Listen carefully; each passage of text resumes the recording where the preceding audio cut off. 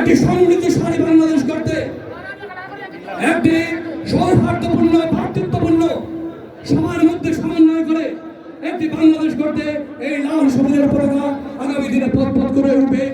আজকের এই আরাফাত রহমান কুকু সিটি ফুটবল টুর্নামেন্টে উপস্থিত রয়েছেন বাংলাদেশ জাতীয়তাবাদী দলের চেয়ারপারসনের সম্মানিত উপদেষ্টা জনাব খন্দকার আব্দুল মুত্তালিব, উপস্থিত রয়েছেন আমাদের রাজনীতি আইডল বাংলাদেশ জাতীয়তাবাদী দলের জাতীয় নির্বাহী কমিটির যুগ্ম মহাসচিব সাবেক ছাত্র দলের সংগ্রামী সভাপতি জনাব হাবিবুল নবী খান সাহেব, উপস্থিত রয়েছেন বাংলাদেশ জাতীয় দলের সাবেক আহ্বায়ক জনাব আমিনুল ইসলাম